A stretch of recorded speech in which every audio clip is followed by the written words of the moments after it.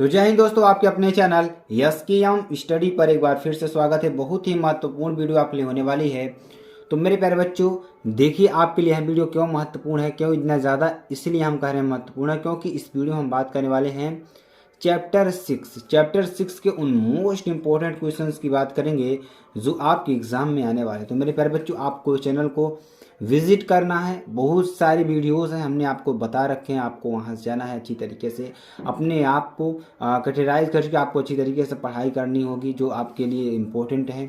तो यहाँ बात करने वाले क्लास 12 भौतिक विज्ञान की बात करेंगे। चैप्टर 6 मोस्ट इंपॉर्टेंट क्वेश्चंस की बात करेंगे और 95% यही प्रश्न आपके आने वाले हैं यूपी बोर्ड में 2023 में। ठीक है, तो चलिए वैद्युत चुंबकीय प्रेरण की बात करेंगे जो आपके लिए बहुत ही महत्वपूर्ण टॉपिक हो सकता है। तो इससे बहुत ही अच्छी तरीके से आपके प्रश्न बनने वाले हैं। तो चलिए देखते हैं किस टाइप के प्रश्न आपके चैप्टर 6 से आएंगे। और चैप्टर 6 से जितने भी प्रश्न आपके बनेंगे, सारे प्रश्नों की यहाँ चर्चा करने वाले हैं और आपको बेहतरीन तरीके से भी बताने वाले हैं। ठीक है, और इसकी PDF भी आपको मिल जाएगी यस की एम स्टडी। कहाँ पर? यस की एम स्टडी टेलीग्राम चैनल पर आपको सारी PDF इसकी मिल जाएगी।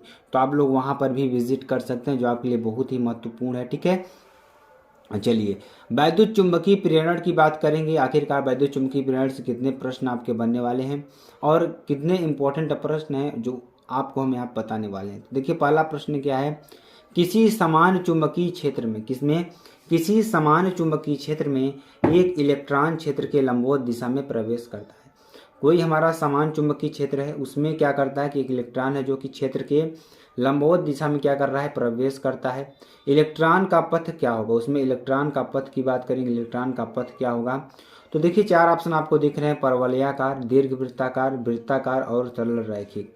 तो यहाँ पर अगर आंसर की बात करेंगे, आंसर क्या हो जाएगा हमारा, वृत्ताकार हो जाएगा। क्या हो जाएगा, वृत्ताकार हो जाएगा। ठीक है, चलिए अगला क्वेश्चन देखिए। अगला क्वेश्चन बहुत ही महत्वपूर्ण है ये भी, और आपके एग्जाम के लिए तो बहुत ही इंपॉर्टेंट है। देखिए क्या कर रहा है कि चुंबकीय द्विध्रुव आघूर्ण का मात्रक क्या है। चुंबकीय द्विध्रुव आघूर्ण का मात्रक क्या होता है, यहाँ पे देखिए चार ऑप्शन आपको दिख रहे होंगे, न्यूटन प्रति ampere metre, ampere metre square, weber प्रति मीटर स्क्वायर या हेनरी।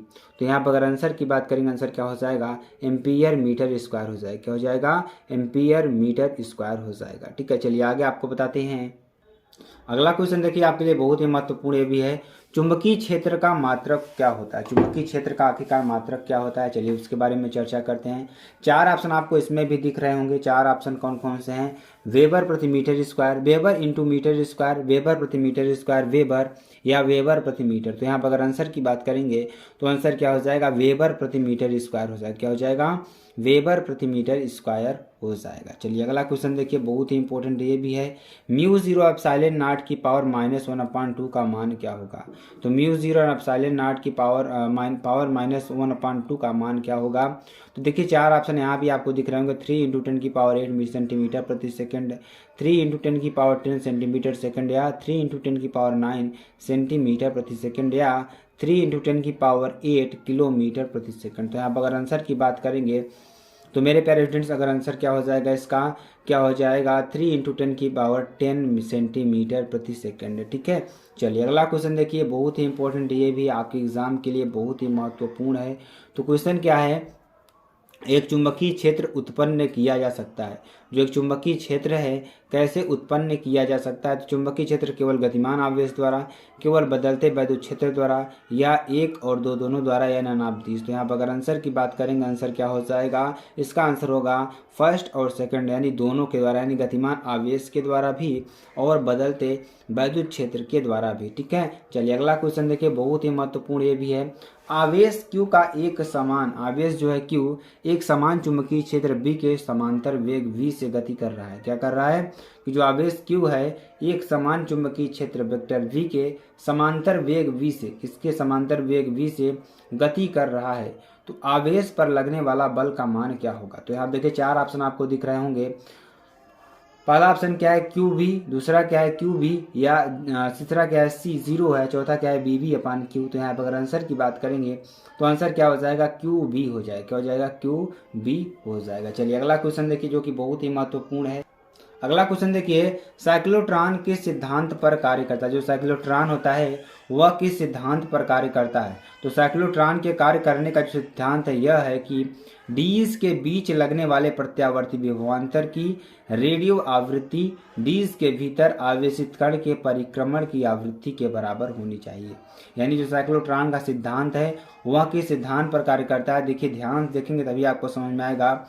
जो साइक्लोट्रॉन के कार्य करने का जो सिद्धांत है यह है कि डीज के बीच, जो डीज है डीज के बीच लगने वाले प्रत्यावर्ती विभवांतर की रेडियो आवृत्ति, जो रेडियो आवृत्ति है डीज के भीतर आवेशित कण के परिक्रमण की आवृत्ति के बराबर होनी चाहिए। ठीक है, तो ये बहुत ही महत्वपूर्ण टॉपिक है आपके लिए, इसको भी अच्छी तरीके से समझेंगे आप तभी समझ में आएगा। चलिए अगला क्वेश्चन देखेंगे जो कि बहुत ही महत्वपूर्ण है आपके लिए। क्या है? म्यू जीरो एप्सिलॉन नॉट का मान ज्ञात कीजिए। किसका मान ज्ञात करना है? म्यू जीरो एप्सिलॉन नॉट का मान ज्ञात करना है। तो म्यू जीरो एप्सिलॉन नॉट बराबर क्या होता है? 1/c² क्या होता है? म्यू जीरो एप्सिलॉन नॉट बराबर क्या होता है? 1/c² या 1/3 इंटू 10 की पावर 8 का होल स्क्वायर। क्या हो जाएगा? 1/3 इंटू 10 की पावर 8 का होल स्क्वायर। तो यहाँ पर अगर देखिए इसको निकालेंगे तो क्या हो जाएगा? 9 इंटू 10 की पावर 16। देखिए 3 का स्क्वायर कितना होता है? 9 होता है, और 10 क्या आते 8 का स्क्वायर कितना होगा? 16 होगा। तो क्या हो जाएगा? यानी कि सेकेंड स्क्वायर ऊपर हो जाएगा और यहाँ पर हो जाएगा 9 इंटू 10 की पावर 16 मीटर स्क्वायर। ठीक है, तो चलिए अगला क्वेश्चन देखिए, बहुत ही महत्वपूर्ण ये भी, और आपको एग्जाम में बहुत बार पूछा गया प्रश्न है। तो एम्पियर का परिपथीय नियम लिखिए। तो एम्पियर का परिपथीय नियम क्या होता है? किसी बंद वक्र के परितः, क्या कह रहा है? किसी बंद वक्र के परितः चुंबकीय क्षेत्र की तीव्रता का रेखा समाकलन। क्या कर रहा है? किसी बंद वक्र के परितः चुंबकीय क्षेत्र की तीव्रता का जो तीव्रता का रेखा समाकलन है वो लाइन इंटीग्रल उस बंद वक्र द्वारा, जो लाइन इंटीग्रल है उस बंद वक्र द्वारा घिरे क्षेत्रफल में से गुजरने वाली कुल वैद्युत धारा का म्यू जीरो गुना होता है। क्या होता है? कुल वैद्युत धारा का म्यू जीरो गुना होता है, जहां म्यू जीरो निर्वात की निरपेक्ष चुंबकशीलता है। क्या है? म्यू जीरो क्या है? निर्वात की निरपेक्ष चुंबकशीलता है। ठीक है, तो चलिए आप देखेंगे इसको, अर्थात closed integration vector B dot vector D L बराबर क्या हो जाएगा? Mu zero I. क्या हो जाएगा? Mu zero I. ठीक है, चलिए आगे आपको बताते हैं, जिसमें आई क्या है? आई पथ द्वारा घिरी नेट धारा है तथा सी बंद पथ की सीमा है। क्या है? ये हमारी क्या है? नेट धारा है। क्या है? नेट धारा है। ठीक है, तथा सी क्या है? बंद पथ की सीमा है। क्या है? बंद पथ की क्या है? हमारी सीमा है। तो ये आपको अच्छी तरीके से समझ में आ गया होगा, बहुत ही महत्वपूर्ण प्रश्न है आपके लिए। चलिए अगला क्वेश्चन देखिए आपके लिए क्या है, मोस्ट इंपॉर्टेंट है।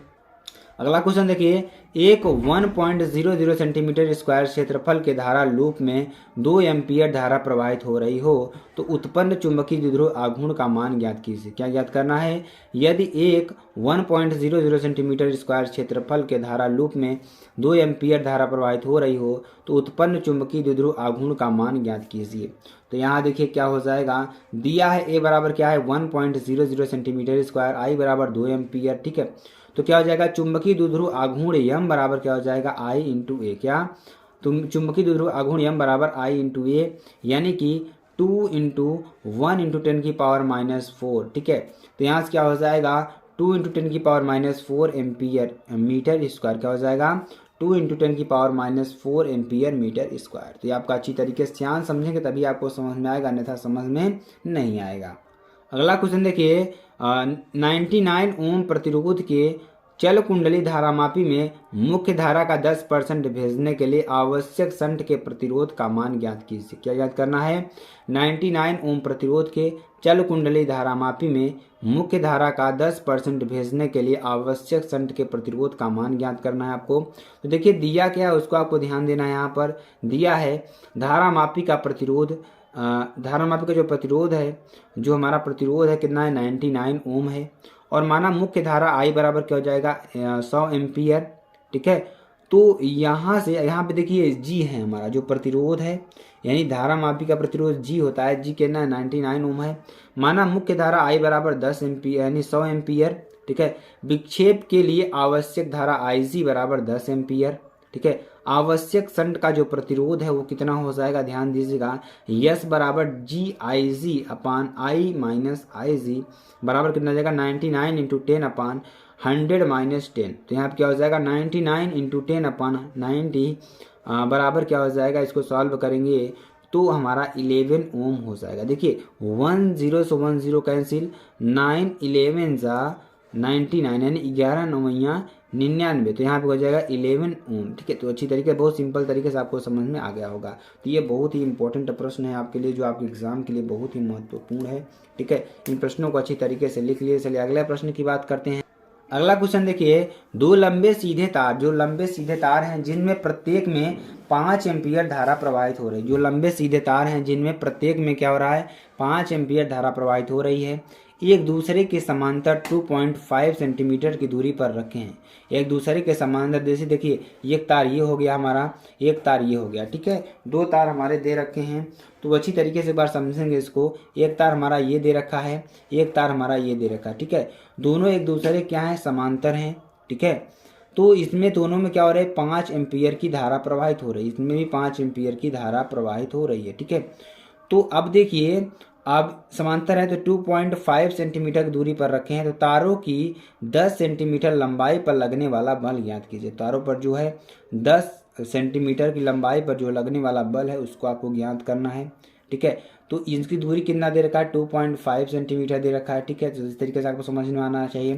तो देखिए हम जानते क्या, हम जानते हैं कि एफ अपान एल बराबर म्यू जीरो अपान एल बराबर mu zero I1 into I2 upon R. ठीक है, तो जहाँ यल बराबर क्या हो जाएगा 10 सेंटीमीटर, और अगर इसको और ध्यान समझेंगे तो क्या हो जाएगा 10⁻⁻1 मीटर। ठीक है, 10⁻⁻1 मीटर आपका अगर मीटर में निकालेंगे तो मीटर में हो जाएगा। अब देखिए, अगर एक फार्मूला आप लोग जानते हैं, म्यू 0.2 पाई का मान कितना होता है, 2 इंटू 10⁻⁻7 न्यूटन प्रति एम्पियर स्क्वायर होता है। तो I1 बराबर I2 बराबर कितना होता है 5 एम्पियर।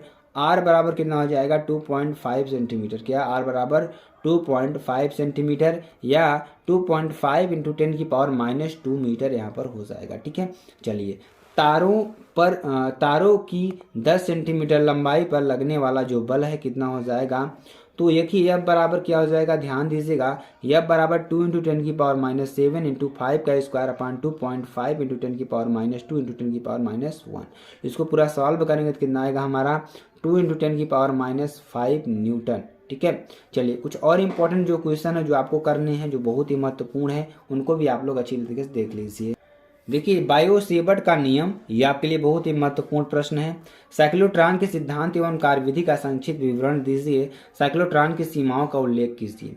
ठीक है, तो ये दो प्रश्न हैं जो आपके एग्जाम के लिए बहुत ही महत्वपूर्ण है चैप्टर 6 के लिए, क्योंकि ये चैप्टर 6 के जो इंपॉर्टेंट प्रश्न थे हम आपको अच्छी तरीके से बता दिए। अगर वीडियो आपको पसंद आती है मेरे प्यारे बच्चों, तो आपको अच्छी तरीके से जान सकते हैं कि आपके लिए बहुत ही महत्वपूर्ण वीडियो है। तो अगर वीडियो आपको पसंद आती है, चैनल को लाइक शेयर कमेंट सब्सक्राइब जरूर कर दीजिएगा। फिर मिलते हैं नेक्स्ट वीडियो में नए टॉपिक के साथ, तब तक के लिए जय हिंद।